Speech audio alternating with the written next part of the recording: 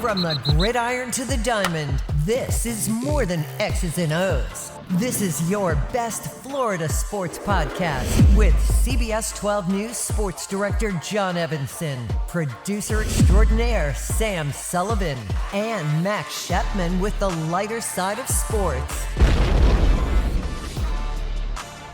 Hey, all you cool cats and kittens. Max from the podcast here.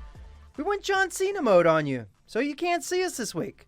Not really. We had a couple technical difficulties. You won't be able to see our precious faces on this week's podcast, but you still can't hear it. But don't you worry. Next week, you'll be able to see our bright, beautiful faces right here on YouTube. So for now, here's this week's pod. I mean, for me, like I said, man, I just got to do what's best for me and my family, dog. If that's here, if that's wherever the case may be, man, I'm finna open that door for myself, dog. As I'm opening the door, like I'm out, bro. You know, so it was great playing here, but you know, at the end of the day, bro, I got to do what's best for, you know, for my career and, you know, what's best, because I'm too much of a competitor to be, you know, just out there. Mean you thinking about leaving here? If it is, hey, yeah. You know what? I'm out too. Because as a Dolphins, we're in. As a Dolphins fan, I don't know if I would be too happy about that one. It just kind of really sums up the season. Everybody wanted to go. Everybody wanted to leave. It sums up the season in a huge way. It's like the Tyreek sandwich. He's the bread on both sides of it. So the beginning, of course, the unfortunate detainment by police outside of Hard Rock Stadium. He was the headline heading into game one, just an hour or two before that game. And then just minutes after the final game, the loss to the Jets, knocking the Dolphins out of the playoffs, putting them out of their misery. He performs that little So you won't act. be lonely. Yeah, certainly a lot So to talk you won't about. be Episode lonely. 17. Is of that the Best song this Florida week? Sports. Yeah, I Send think them that's to the song, 'cause crossroads. We won't be playing the Dolphins win song for What? another 8 months at minimum. If that. So- What other songs could we put it? Maybe Beck. You know the Beck Loser? I'm a loser, baby. No. So, no. When did that What come out? era is that? That's the 1990s. Yeah. Once you start with Ancient 19, back where once you start with the 19, Yeah. that's before my time. That's so sad to me. But yeah, that was. Well, that's the 24 years is the last time the 1990s. Yeah, right, The 90s exactly. is the last time the Dolphins won a playoff game Yeah. too. So that's even more sad. Yeah, it was just it was pretty sad, really, that game as a whole. Of course, losing to the Jets, who are at the bottom of the division with the Patriots. Tyreek Hill, a whopping 2 receptions for 20 yards. It didn't look right the entire way. Yeah, how do we? Oh, so you go, Max. I just wanted to put this out there. I mean, it's been well documented now by head coach Mike McDaniel that Tyreek Hill, there's no other way to put it, he quit in that game. A captain of the Miami Dolphins named Tyreek Hill pulled himself out, did not play in the fourth quarter. He was unhappy before that outburst in the locker room where he says he is out of here.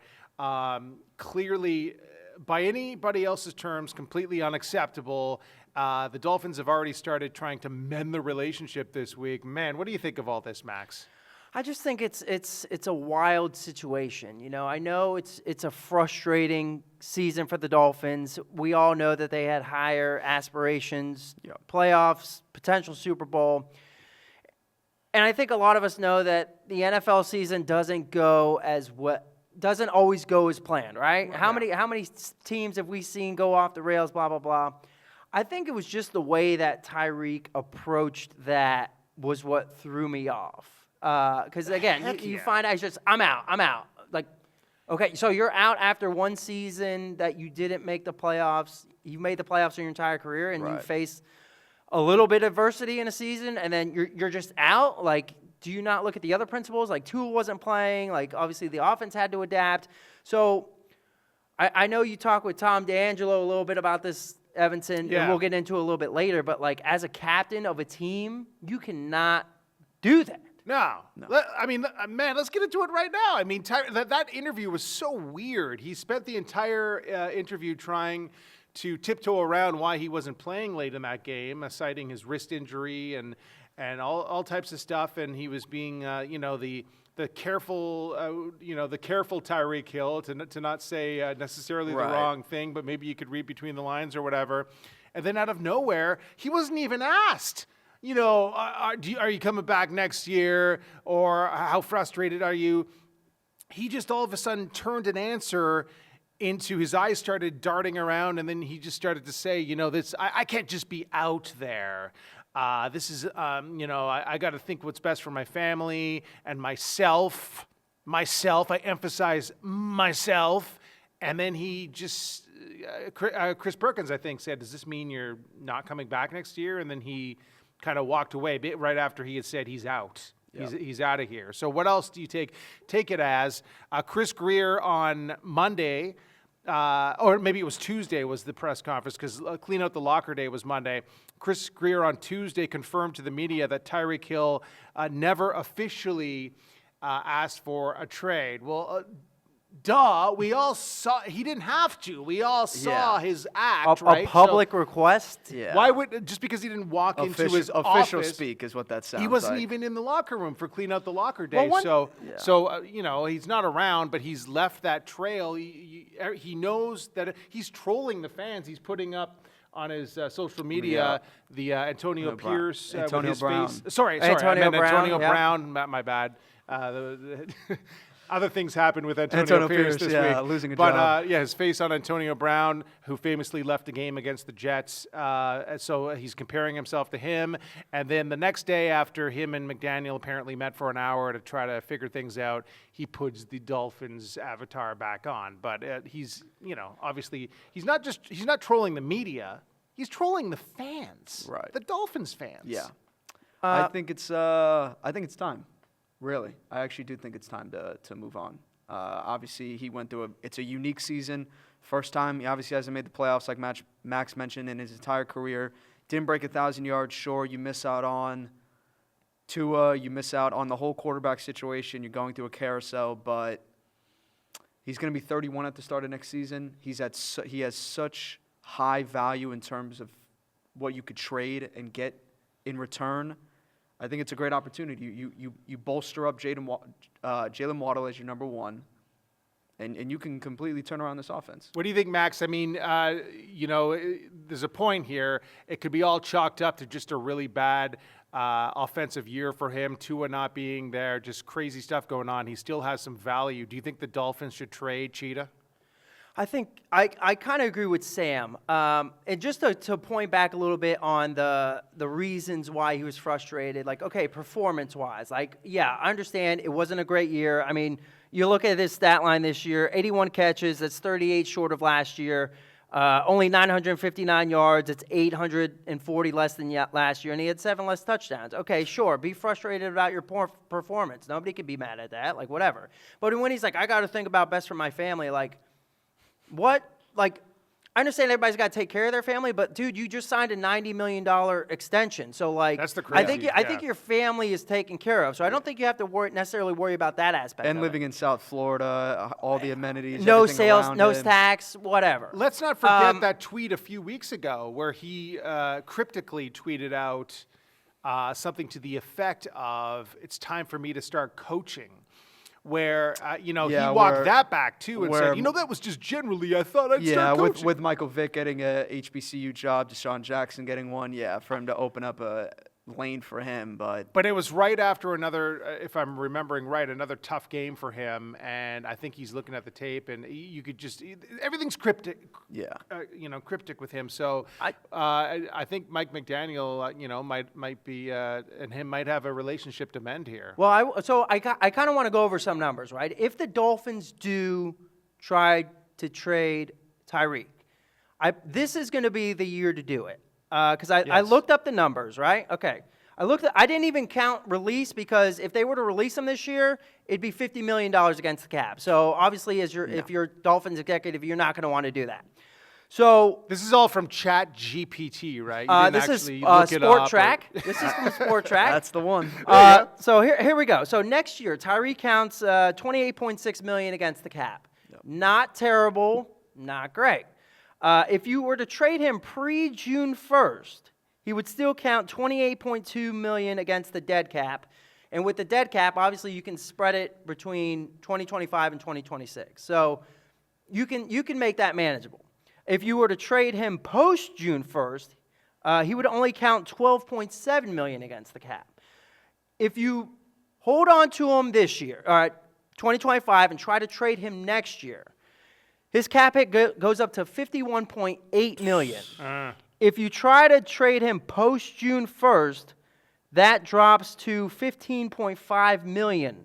Yeah, but Max, have the Dolphins shown you any proof that they are smart with money here? I mean, do you think they're looking at these numbers? CC Odell, Odell. I mean, honestly, you can make the argument for, like, the Jalen Ramseys of the world. Like, granted, like, he is a good corner, but I don't know really he deserves the money that he got with that extension for the Dolphins. Aging. So it's another age thing. As I there's so mentioned much about of that, Tyreek, you've got him at that prime age to move him, get some value out of it. But and that's the number one thing. Is like you have to know when to release an asset when they're most valuable. Right. And you know that you can move on from that and not take a direct hit. So like if you do trade them, obviously you can spread out the cap hit savings. You can go buy another 1A receiver to match up with Waddle. Like that's not a problem. Yeah, well, I'm sure I want to get into that a little bit later too, because of all the money that Hill and Waddle got this year, you would hope that they would be your number one and number two offensive weapons, and that, of course, was not the case this year. For the record, I think that they should keep Tyreek Hill. I think that would be downgrading the offense unless they can come up with some whopper of a trade. Well, Well, let me argue this fact. McDaniel, I think, is trying to get to that point too by repairing the relationship. Yeah. But go ahead. Just real quick. Yeah. If the offense is going to continue the way that it is, as we saw, even with two in the lineup, dink and dunk, quick passes. Mm-hmm. Do you see the value in Tyreek still being involved in the offense if it's not relying necessarily on that big playability? That's a really good point. No, I feel it has to get back to some big plays and Tyreek doing what Tyreek does. But you're right. It would be ludicrous to keep him on to be like a decoy. Nevertheless, Mike McDaniel and Chris Grier are instead of sending him off for acting up again and shaming the franchise after the final game they're trying to repair the relationship. Here's what Mike McDaniel said about their meeting on Monday. The relationship, we met for, I want to say, an hour yesterday. I think there's the competitive spirit of his, can represent, post game, especially in a season or a game that nobody likes. It could allude to a relationship being one way. I think I was very direct with him. He was very honest, and it was great terms that we were discussing. Discussed multiple things, including. Without wavering, that it's not acceptable to leave a game and won't be tolerated in the future. And he embraced accountability, and it was. I wouldn't say there's anything necessarily to fix, as much as we had to clear the air in a rough and tumultuous situation. Yeah, do you really think Tyreek needs to be told at this point that showing up late allegedly for meetings and pulling himself out of a game and just spewing off to the media that he wants out of Miami is not acceptable behavior? But I guess that you have to have a meeting about that. Yeah, there's certainly a lot of things to clear up, of course. I said it last week when we talked about whether or not Chris Grier and Mike McDaniel will be back next year, and I'm almost certain that I said if they lost this game, they should both be gone. Of course, I'm wrong in the fact that they're both there, even though they lost. And then a report came out. Did they vote? Do you think they voted in the poll that we put up, Max? Grier and McDaniel, can you tell who voted? But what were the results anyway? I can't confirm. I do not have the access to see if those guys voted, but we did put a post up. I'm sure it was them. Best Florida Sports Pod on X. Should Tyreek be traded? 80% of votes were yes. Ooh. So right. I think the fan base is Just also, emotions, though. It's the emotions of Yeah. seeing him be like that. It'll tail off. Yeah, we should but meet like- with those people and try to calm them down. Yeah, but at some point, like, you gotta understand, like, as we've been saying, like, wide receivers, always known as divas, right? They tend to make things out of control. We see it with like, the George Pickens of the world. So, again, I think, like, it's a lot of, emotions, but also, like, hey, maybe fans are starting to realize, like, maybe Tyreek isn't worth as much hassle as we think. Yeah, and it's certainly not a good look on Mike McDaniel if you can't keep your star, the best player on your team, under control. Well, not only that, but Sam, sorry to interrupt you, but that was another theme from Clean Out the Locker Room Day, that the second most talked about topic from the players and questions that were being asked is the fact that the culture within the locker room, a lot of them talked about players like Tyreek. They didn't mention him by name, but I'm sure he was, part of what inspired this, though, is the whole, for lack of a better word, country club culture that it was brought up in training camp that I think it was Calais Campbell or somebody who had I can't remember. I don't even want to say his name, but someone had mentioned that there were players who had the mentality in other organizations that the rumor was going around that the Dolphins training camp was the easiest one in the NFL. And, Mike McDaniel, allowing a lot of people to have veteran off days and, shorter practices, so people didn't get burned out, especially the veterans, these older players that you say that are being signed. And kind of what a lot of people love about McDaniel, and they've said it throughout the years here, throughout his tenure, is that he allows the players to be themselves. He allows the player, like, they all call him Mike. They don't call him Coach. They all call him Mike. That the players are the leaders in the locker room. This isn't, he's even said it, like Mike McDaniel has said, this isn't my team. Tua said, it's not Mike McDaniel's team, it's our team. You know what I mean? But how far did that go to the point where people were late for meetings? There was no accountability in the end. And then the most, the most outspoken captain at the end of the year ends it like that, having a temper tantrum and saying, I want to leave. So things are going to have to change a little bit as far as Mike McDaniel taking, not Control. ownership, but control, and he's kind of the boss. Yeah. You know what I mean? Like how do you, I understand, like, trying to let the players do their thing, like, sure. Training camp, you have a couple easy practices, you don't want to get burned out, sure. But at some point, like, you got to be a disciplinarian. Like, Right.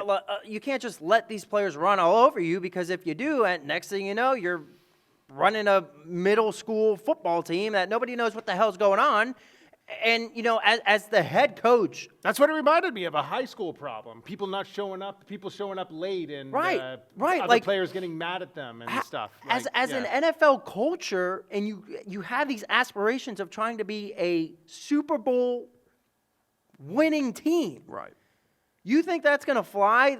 Late practices, easy practices, like stuff like that? Like, no. Like, and if that doesn't change, then really the Dolphins are just going to be in a spin cycle, and we're going to be talking about this next year. Sam, Tyreek even used it as an excuse I keep thinking of new things. Like Tyreek said when he had some drops. He had some like 2 or 3 drops in, I forget which game it was. It was very recent. Niners, right? Yeah, and after the game, he said, well, it's these veteran off days. We don't have the connection that we normally have, Tua and I. It's like, it's way past mid-season. Also, usually, like, if it's a veteran off day, it's a Wednesday. Yeah. So it's, if they're giving them all this off time and veteran privilege or whatever you want to call it. I'm sure Calais Campbell got some Veterans Day, or Veterans Rest, not Veterans Day. Sorry, we're not on that.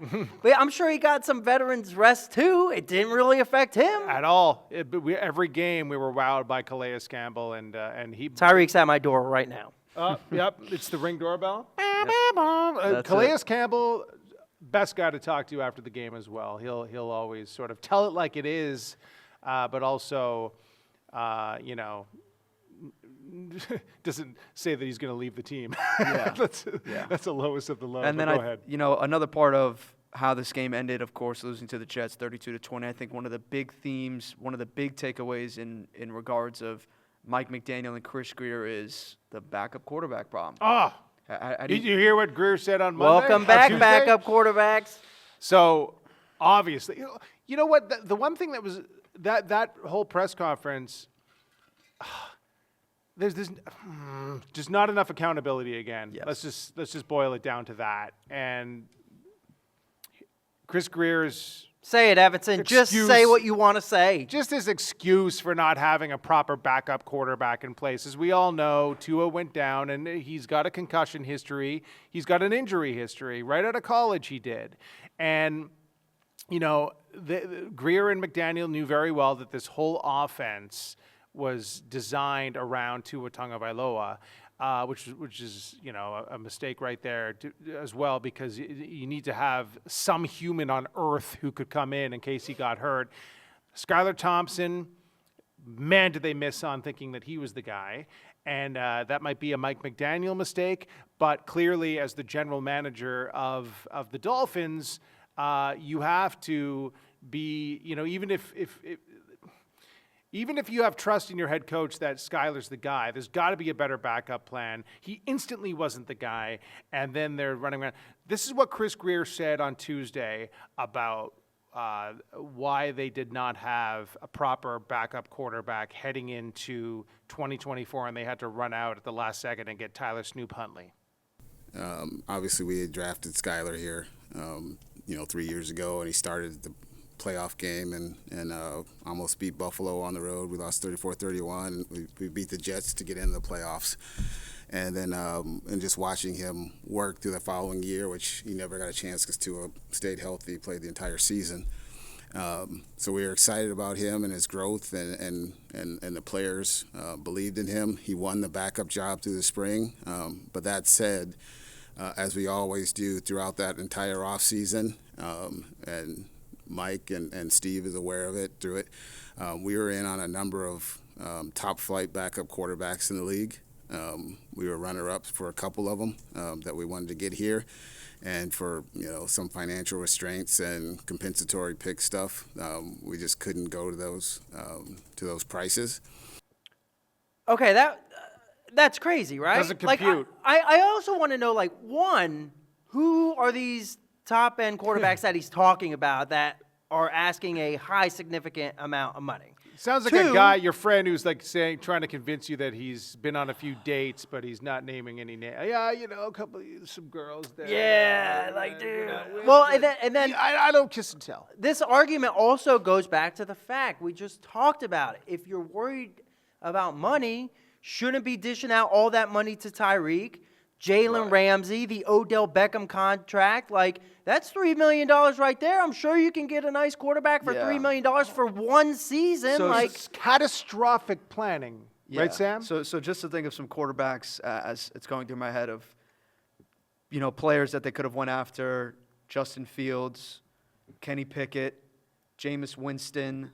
I mean, right now, the best option that you just listed is Jameis. Like, granted, like he's Jameis. You're gonna get some interceptions, but he's a competent backup. Guys, the Dolphins took it to like 2 or 3 a week or two into training camp before they finally signed Tua to his extension. And that's incompetency of a GM, not understanding that you have an injury-prone quarterback. Yeah. And you don't have a backup plan for it. And Tyreek had was signed to all of this money at the same time. Waddle in the offseason. And the entire foundation of the offense collapsed because it's like building a massive, awesome new building, but not having a load-bearing wall in the center of it, which is your backup quarterback. It's going to crumble. And it did because of a stupid, the third round, like compensation pick or whatever. Pick. Yeah, like that. He used the word compensation picks in there. That's what the difference was for them having a backup quarterback when Tua would inevitably be hurt. Just draft one late, 6th, 7th round. I mean, So I'll argue that fact, Sam. I think if you're trying to get a competent backup, And if you're Super Bowl bound, right, you according to the have to owner, get a veteran. You yeah. have to get a veteran. I don't know if you can really trust a backup or a late round draft pick to be your backup quarterback. Yeah, it So has to be a I proper feel like guy. if you're Chris Grier and you know you got to get a backup quarterback, you got to go for a big name guy that's not big name guy, but a reasonable name guy that's been in the league, that knows what the hell's going on. And as Evanson said, we went into a couple weeks of training camp without that. Yeah, it's crazy. Well, listen, if you think steam is coming out of our ears, is there steam coming out of our ears? Just right now? yours. I can't see. Yeah, He's a little red. I He's a felt little it. red right there. Tom D'Angelo has been a sports reporter in South Florida for years. Great guy. Does a lot of great golf coverage. So we're going to talk to him about TGL as well. But he was down there at Clean Out Your Locker Day on Monday. He was asking straight up, like the other captains, like Zach Sealer. My favorite part of he asks Zach Sealer, what do you think of a captain leaving a game? Did you hear Tyreek's comments after?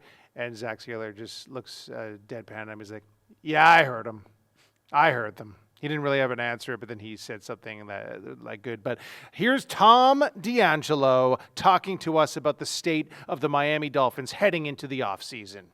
We are here with Tom D'Angelo of the Palm Beach Post, longtime writer. You're the columnist and reporter there now. That's what they call you. That's your current title, right? And a lot of other things. But yeah, I guess if you want to keep it, easy to read, easy to say, and you want to, keep it kind of clean. That's the clean version of what they call you. That's what you got to say. Well, I know you do a lot of golf coverage. We're going to get in. We're in this beautiful facility here, the SoFi Center in Palm Beach Gardens for the TGL opener. We're going to get into that a little bit later on in the show, but the Miami Dolphins. As we tape this today, it was McDaniel and Grier taking to the microphone. You were with me there on Monday for Clean Out the Locker Day, and man, there was you could tell the emotions were low, but there was also some extra tension with the Tyreek Hill situation. I feel like it's Groundhog Day, isn't it? The Monday after either the first round of the playoffs or the Monday after the season, we're talking about the same thing. It's been a quarter of a century since this team won a playoff game, but it's kind of rinse and repeat. They have issues. This franchise is just like going around in circles. They can't get out of this. Last year they had a nice regular season, but it just all is forgotten when you lose your first playoff game in Kansas City. Mm-hmm. And this year they couldn't even get out of the regular season to play a playoff game. So yeah, there are a lot of issues to address, starting with Tyreek Hill's comments. And I don't know how the Dolphins can just brush these off and say, okay, we're good. We talked to him, ready to move on. This guy's a problem. This guy's a problem who makes $30 million a year. Well, he pulled himself out of the game. He pulled himself out of the game. He has, one week he tells you he loves Miami, he wants to stay here. The next, then a month later he's going to say, I want to be traded. Mm-hmm. I'm sure everybody in the NFL is throwing a pity party for a guy who's been in the playoffs every single year of his career and misses it 1 year and wants to bolt and just wants to take off on his team and leave. And then little adversity, I'm out of here. Mm-hmm. He's a tremendously talented player. We all recognize that. He works hard. None of the players have ever said anything differently about him at practice. Yeah. But the baggage with Tyreek Hill and the age, the contract and the age, you got to start seriously thinking about, is this worth going forward? Can you theorize, Tom? Obviously we know this isn't the first time we've seen Tyreek, be controversial like this. But can you theorize, why he might have been so upset when the last game finally ended? Of course, pulling himself out of that game, but just he hasn't seen the production this year. Wow. The ball doesn't seem to be coming his way. Is that a Mike McDaniel thing? Is that a Tyreek Hill injury thing? Because he keeps citing this wrist injury. What do you think it is? I think what you saw was a cumulative effect, and it just all bubbled over it's the last game of the year. I can say what I want to say now. He was not happy. Obviously, he was not happy not getting the ball. That was a combination of, number one, your quarterback missed 6 games, I think. So there's a whole different offense when Tua isn't the starting quarterback. But secondly, this is the offense built on the big play, the explosive play. Other teams got they can adjust to that. Yeah. They take Tyreek Hill away. Even just Jalen Waddle's not going to beat you alone, but you take them both away, and who's going to beat you? You saw a running game that at times this year was very good, but at times that also they couldn't get any yards. So I think it was just throughout the course of the year, everything was building up, and it just came out because he knew, well, there's not another game left. I can say what I want to say now. Yeah. But even still, and you heard it Monday in that locker room, the players were very cautious. They weren't gonna criticize Tyreek, their teammate, their leader, and he's the farthest thing from a leader when you say that when you quit on your team. But they brush it off to Tyreek being frustrated and all. I think I guarantee you those players were holding back because they were not happy with what they heard. Well, you were asking Chubb. Chubb was one guy who said we can move forward with the guys who want to be here. There was some of the players who said there needs to be more discipline on this team. Players showing up late for practice, things that should not be happening for an NFL team that has Super Bowl dreams. Yes, and Chubb was the only one who used the word disappointing. That was disappointing with what Tyreek did. He was the only one who had the guts to come out and say that. But that narrative yesterday, that narrative on Monday, all of a sudden, where'd that come from? There was no hint of players being undisciplined, people being late. We didn't see any suspensions. We didn't see, now we don't know behind the scenes if guys are running, an hour after practice and all. But what does that do? But we didn't hear the coach address it when things were going bad. We didn't hear anything. So that caught a lot of people by surprise. And if they're saying that now, and you got to realize that there's got to be a lot more. They're not going to tell you everything. Yeah. So whatever they said, probably multiply it by 10 by what was going on in that locker room. Yeah. And it's a big problem. All right. Well, one last one for you here, Chris Grier. Is it the one blatant thing? Of course, is the not having a backup quarterback plan, and quite frankly, that's the Jenga piece at the beginning of the season that kind of collapsed the whole season. There's so many layers here, but Tua Tagovailoa's health even more of a concern now with the hip and the concussions and all that stuff. Sure, he could solve the backup quarterback plan over the offseason, but should we be worried about the future of Tua Tagovailoa? Well, obviously with the concussions more than the hip, obviously. That's very serious. The hip now becomes a concern because he had they said it's not the same injury, but he had a hip injury at Alabama. Though, but right? it's a hip, same area. I'm sure it's got to be related in some way. Yeah. But I don't know how Chris Grier is returning. I mean, when you look at this 5-year plan, what it has brought them, it has not brought them a playoff win. We know that. It's brought them, they have had one regular season where you could say that now that was what we wanted to do. 9-8 2 years ago and making the playoffs is that that's going to get your first round loss. 8-9 this year, not making the playoffs. But it goes deep. It goes handing out contracts to contract extensions to guys in their 30s, the Jalen Ramseys and Tyreek. That's a lot of money. This is what the Patriots never did. The Patriots always got rid of a player before he was going to go. He's up for his big money. They weren't going to pay him for what he did in the past. The Dolphins are paying all these guys what they did in the past, not for what they're going to do in the future because they're declining. Yeah. And then they had the oldest roster in the league to start the year. Yeah. You lose you don't pay Christian Wilkins, but you bring in, now you're scrambling and you're bringing in a bunch of guys. Odell Beckham Jr., $3 million. He's not even on the roster anymore.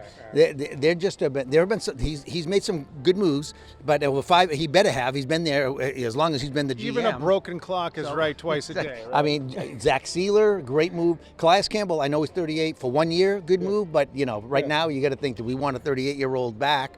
And he's great for the locker room too, which is important. But the misses certainly outweigh the hits for him. Guess he's painted them into a corner, and they've just got to see if he can box himself out of it. Thank you so much, Tom. Really appreciate it, and hopefully you'll be covering a Super Bowl team in South Florida one day. I'll be long retired by that time.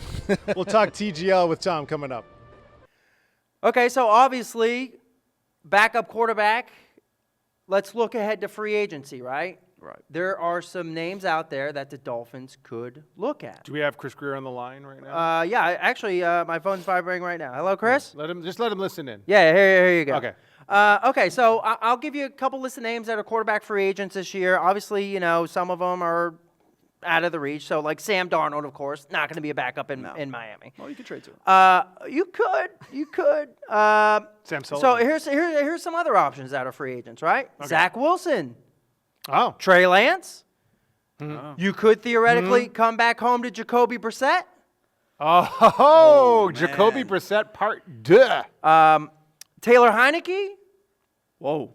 Little Marcus Mariota action. Drew Lock, Andy Dalton, Justin Fields, Joe Flacco, Jameis Winston, Mac Jones. Should I keep going? Carson Wentz, Jimmy G, Case Keenum, Mason Rudolph, Cooper Rush, Josh Dobbs, Brandon Allen. Can the Dolphins possibly afford all of those guys? Just have like if they trade Tyreek, backup if they trade Tyreek, Once a week, they could have a new we can quarterback. just try something new. but listen to that list. There are options out there in free agency. They will be more, explored. More than half of those were free agents this offseason. Right. So a one year, $4 or $5 million deal to be a backup quarterback for the Dolphins. Like there's a lot of names on that list that the Dolphins Yeah. could So- pursue, and I don't want to hear nothing. Compensatory picks, or there's too much. And that's part of the reason why I think Grier is back, because so many people kind of felt like, this is 10 years, the better part of 10 years with these ever-changing, plans and the same results, no playoff wins.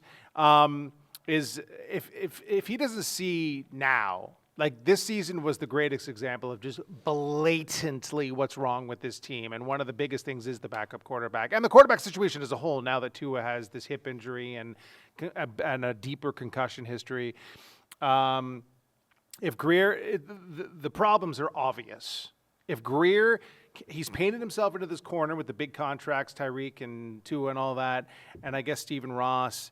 It's sometimes terrifying to try to go out and get another general manager. And who do you bring in now? Fresh 4 months ago, they were just signing these big contracts and say, okay, fix it, but don't press the reset button. Right. That's a hard thing to ask, right? So Grier is kind of, funny enough, the only option to maybe try to fix this thing here. And you got to think this is his last chance. Oh, for sure. Yeah. This is definitely, this is it for him. This is the big test. And we've mentioned it. We've hammered it 1,000 times. The big priority this offseason, of course, is backup quarterback. Probably second, I'd have to go on my list, is offensive line. Mm-hmm. Whether you're making a big splash in free agency and you're signing 1-2 guys at staples for your offensive line, really hold it down, or you're trading up and getting somebody in the draft, because they're pretty low in that draft right now. I mean, they're 8 and 9. They're not in the top 10. I don't believe they're top 15. If they are, they're right at the bottom of that. So I feel like you got to make a move at offensive line with Teron Armstead. Yeah, I was going to say, is it time to part with Teron Armstead? I mean, you're getting rid of just a savvy, awesome leader in the locker room, very much like Calais Campbell. But is it just too risky to bring him back when you know that he's only going to play a handful of games, and it kind of throws off everything when he finally gets hurt? From what I understand, also the Dolphins are picking 15th. Okay, so right at the bottom of that, Yeah. top 15. So Yeah. yeah. But What would you you're say? saying fix the offensive line through draft picks, I guess. Draft or free agency? Yeah, there always are some big guys there that you could. The running game, though, in my opinion, which is it goes hand in hand with that O-line. They got to figure that out big time for 2025. It seems so weird that we had that deep running back core heading into 2024, but there just wasn't enough physicality there. No. And things just got worse and worse as the season progressed. Devon Achane was an incredible offensive tool, great pass catcher and everything. For sure. But the running game needs to improve in 2025 if they want to be Which a is playoff caliber funny team. because, of course, last game of the season, he has probably his biggest game that we've seen in 2 months. 11 rushes, 121 yards, and a touchdown. So we need that back at a consistent level, and you can't have that, like you said, without having a physical running back behind him. Excuse me, Dolphins pick 13th. Apologize. 13th. All right. I'm blind. Lucky I can't 13. read. I can't read. Yeah, that's real lucky. Speaking of the run game, I have a question. Yeah. As great as Achane is, do you think less is more with him? Do we think we could he could fully handle an NFL regular season load? Or do you think it's more of the spot play that makes him great? Because I do feel like as the season went on, him being that number one role, I feel like the tread on the tires got a little bit lower than we thought they would, Well, if that makes sense. Ideally for the Dolphins, I think that he shouldn't be, the number one guy, go-to guy on the. No, but you on hear their the Dolphins fans like, "Oh, Achan's be our number one," blah blah blah. But like, But if you're with a player like that, less can be more. No, yeah, and I'm talking about like when you again earlier I was saying like you signed Tyreek and Waddle to these big time contract extensions, and then they end up just being these decoys who everyone's wondering like where they are, and then you've got Jonnu and Devon Achane as the most memorable offensive players. That's a problem, right? Like your big money guys, you would hope are your big play guys, and sure. But yeah, I think maybe it was a little bit too much on Achan's shoulders. But although he is a flashy guy. He's a big play guy. I think he likes, he's going to be involved. I just don't think he should be the guy. Right. Yeah. Yeah. Yeah. It definitely should be a split. And running back Waddle, room. I mean, my gosh. You gave him all that money. He didn't look anywhere close to a number 2 receiver at all at any point this season. Yeah. Not once. One game, Maybe 2. Yeah. It was like the Patriots game where I think he broke out, right? Yeah. Yeah. And that's not enough. You can't have that. I mean, are they thinking about maybe deal? With that? I mean, a lot of money. The price tag with that is.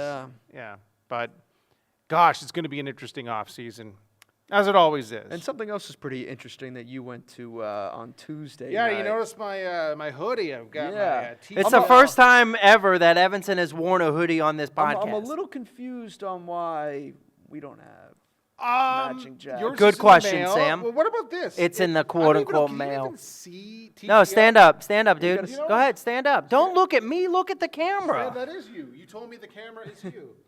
Yeah. There you go. All right, little TGL. But you can't really see. It's just Yeah. No, we see it. I can see it. How much you pay? I can see it. 200, 250? I paid about $0 for this. Oh, okay. $0 for this. All right. I covered opening night. It was awesome. Well, explain for the people was that don't. What is TGL? What does it Evanson? stand for? TGL, of course, maybe even if you're not in this market, because we talk about it a lot in this market. It's an indoor golf league spearheaded by Tiger Woods and Rory McIlroy. It is unbelievable, the facility. It's in Palm Beach Gardens. They debuted on Tuesday in front of a national TV audience on ESPN, following the what was it, Duke Pitt? No, I forget. I believe it was Duke Pitt. Duke Pitt? Yeah, I believe it was. Cooper yeah. Flag. Yeah, and I don't know if it was Duke Pitt, but yeah, there was a good college basketball game on just before, and they literally, like, some of the biggest names in golf. It was Shane Lowry and Ricky Fowler and Xander Schauffele were playing, just to name a few, hitting the golf ball, driving into this massive, I think it's 64 by 53. It's huge. Foot. That's what she screen. said. And then it just like it accurately tells you where that ball would have gone. Mm-hmm. All these holes are set up. The green there can morph into 30 different types of. That's so cool. And you could see it there in person, just morphing and changing in the hills, and then if it goes into the rough or into the sand trap, there's another surface where they have to go and shoot out of that. Right. It's really, really cool to watch, and I think the younger generation, like my son, watched every second of it on ESPN. My daughter's not even into sports, and he told me that she was into it. She was yelling at the screen. I think it's going to fly. It's not going to be like Slam Ball. I know that's another 90s reference, but do you guys remember Slam Ball? I actually do. For once, I get one of your old school references, yes. But Slam Ball, just so Max knows, Slam Ball was a way to popularize basketball for TV. Oh, isn't that the one where they're jumping on the trampolines and everything? Yeah. Yeah. Okay. All right. I know what that is. It's Okay. very gimmicky, and they could pull off some crazy dunks. So these days, the NBA could use that. Yeah, right, exactly. We need some sort of more entertainment out of it. Hey, Yeah. stop shooting threes! Look, there's a trampoline here. exactly. Maybe we'll get there one day again. But TGL is going to be great. Tom D'Angelo He's back. He is the golf guy for the Palm Beach Post, and he's respected worldwide. In fact, More than Pitbull, Mr. Worldwide. it was DJ Khaled who was actually the star of TGL. He was actually there on Tuesday. He loves golf. He was hyping it up, but so is Tom D'Angelo. We go back to him now. My conversation about TGL from TGL headquarters, the SoFi Center in Palm Beach Gardens. Well, welcome back to the SoFi Center in Palm Beach Gardens. What an amazing facility, and I'm here with an amazing golf reporter. It's Tom D'Angelo, the Palm Beach Post columnist and reporter. Long time. How many years now? 43. 43, wow. And your golf, lately you've been all over every golf story that I can think of. Golf never came into my existence till about 5 years ago as our business shrunk and reporters left, and there weren't many of us left. They said, you want to try this golf thing? We have a lot of players in this area. I said, sure, and it's been fun. It's been a lot of majors. Ryder Cup in Italy a year and a half ago. That was a career highlight. And now this, who could have ever envisioned we'd be doing something like this? So how about this? We, as we tape this, have not seen it in action yet, but this facility here, Tiger Woods has said maybe the roof incident here was a blessing in disguise, because apparently the technology in here is way better than it was supposed to be. What do you think this will do for golf? It's fascinating to see what this turns out to be. This is either going to kind of revolutionize the game in that there'll be another aspect in indoor golf. There's no such thing as indoor golf right now. Or, is it a flop? We don't know. We don't know how we're going to be covering it in a month from now. It could be the most popular thing, the sexy thing to cover in golf over anything in a month from now, or I don't think these seats will ever be empty, but they might have a hard time filling it. None of us know, but you are right, because Tiger told us this at the PNC, and I was on a call with Rory McIlroy. Both used the exact same wording. They said it was a blessing in disguise that domed roof collapsed, because you would never have seen this size and this wow factor with a dome. Well, I have a 15-year-old boy who loves sports, my son, and he loves all this technology and stuff, and it's just right up a kid his age's alley. So that aspect of it, I think, is going to work well. It's almost like a video game and a chance to see. Golf has needed for years for us to maybe see some of these personalities a little bit better, right? That's key. You don't see that on a however many acre, 18-hole, 7,000-yard course. Here, they're going to be up close and personal to these fans. They're going to be talking in front of their digital caddies, and it's going to be mic'd up. It's going to be on ESPN for 2 hours. You're right. The demographics this is appealing to is going to be a whole new demographic for this sport. This sport, let's face it, this sport's been around hundreds and hundreds of years, and the demographic it appeals to is a lot of older guys like me, and they, to get the young crowd and to get these kids in, the technology part of it, that's going to be very appealing to them. So maybe this could, in theory, you hook them in with this, and it spills over to the Ryder Cup and watching the Masters and the Open and all those old school traditional things. I would think if they feel a connection to the guys here, the key thing, they got right in the world rankings as they are today, they've got 10 of the top 15, 7 of the top 10, 10 of the top 15, and 15 of the top 30.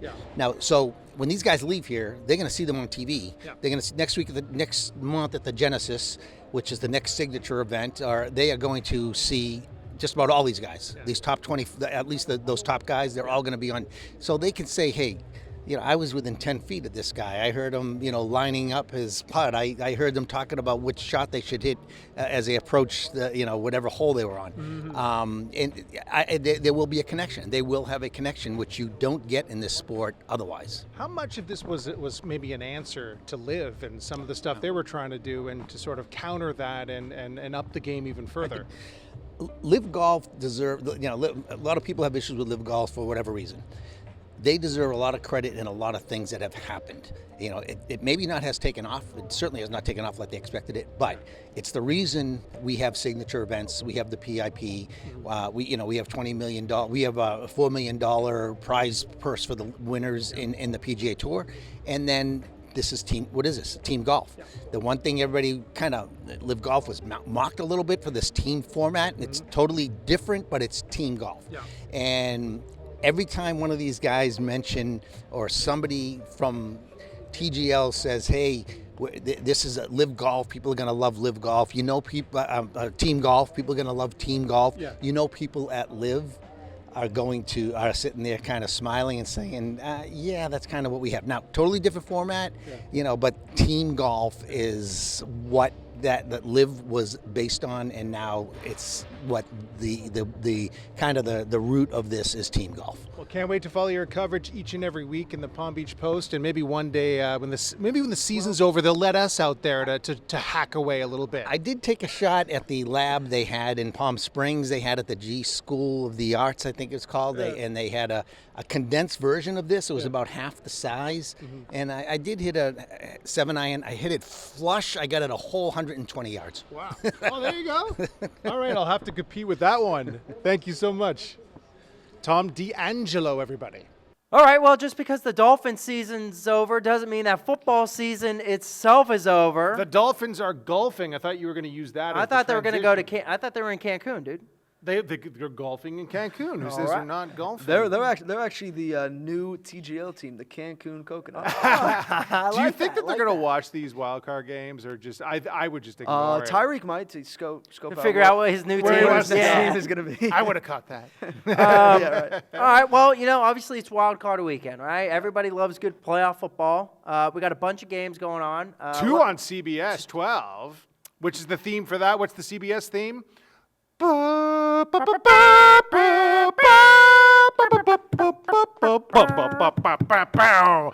can't afford the actual music, so we'll do it ourselves. Yeah, Chargers, Texans. All right, here we go. We'll rattle through the games. You guys let me know who's winning them, right? All right, Saturday, 4:30, the first ever game, which I also feel like if it's the Houston Texans are involved, they're always the first Saturday game of the playoffs. It feels that way. It feels like it. Justin Herbert looking for his first playoff win. 4:30, we got Chargers, Texans. Who you got?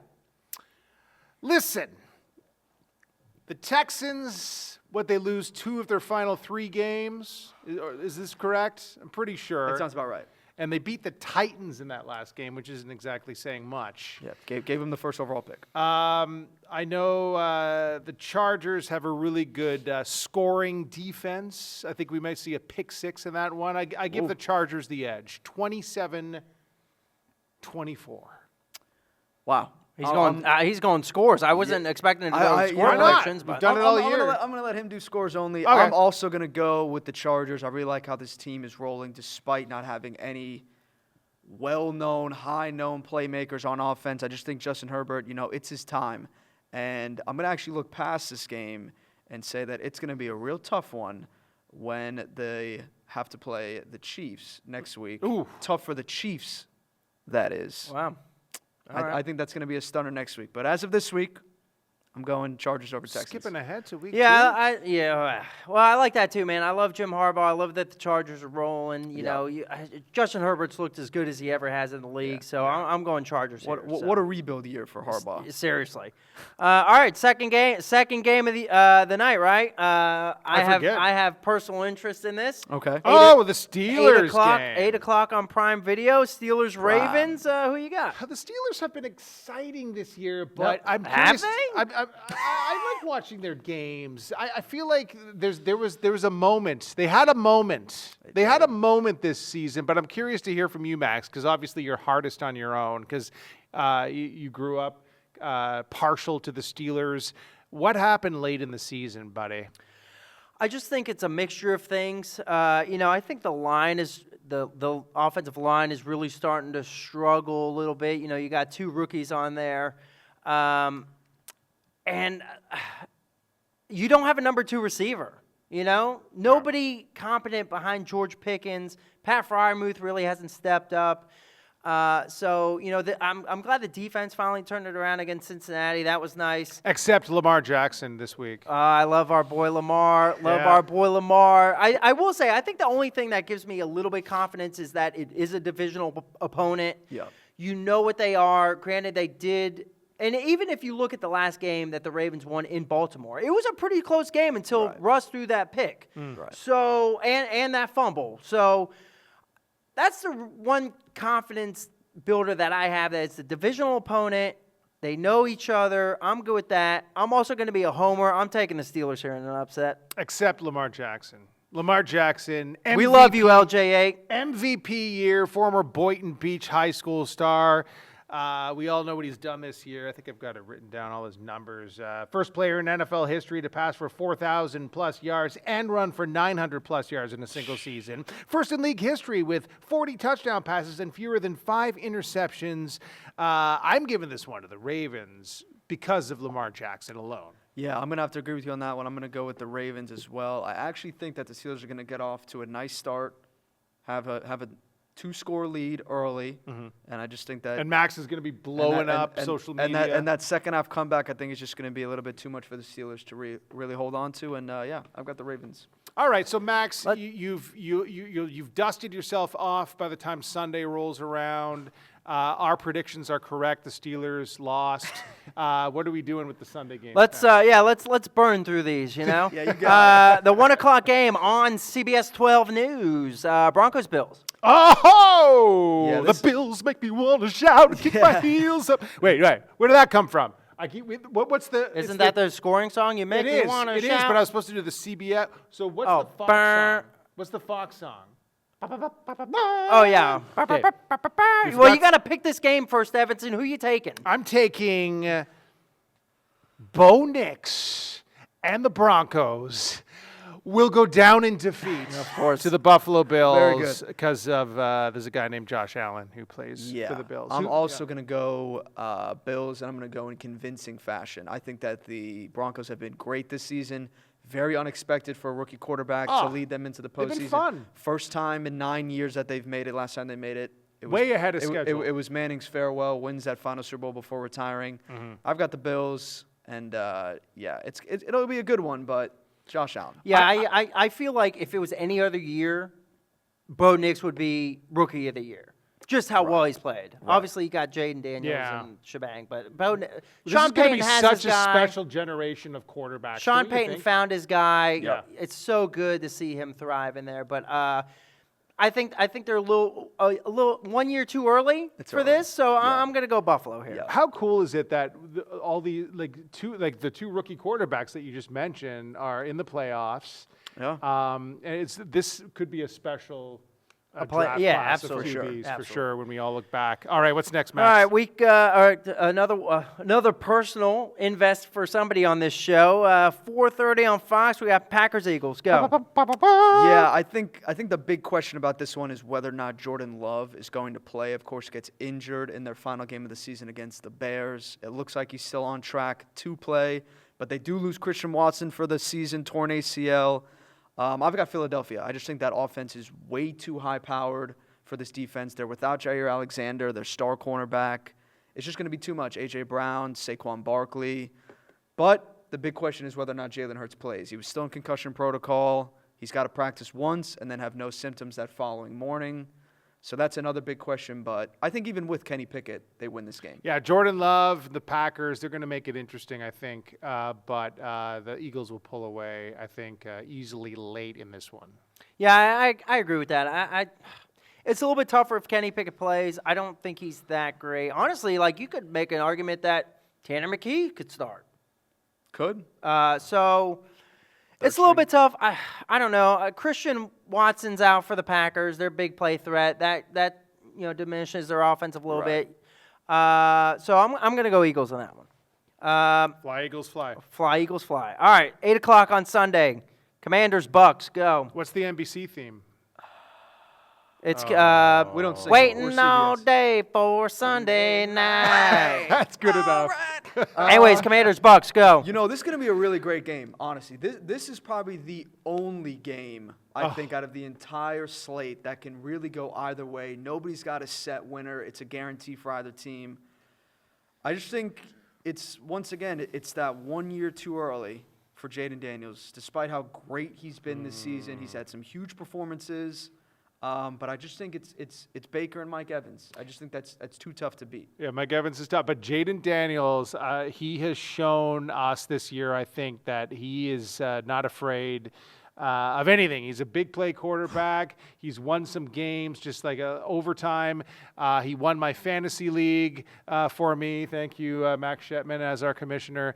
And I think that he is going to really establish himself as a rookie sensation in this one and edge out. I don't even think it's going to be an edge out. Well, maybe like 32-27 Commanders victory. Wow.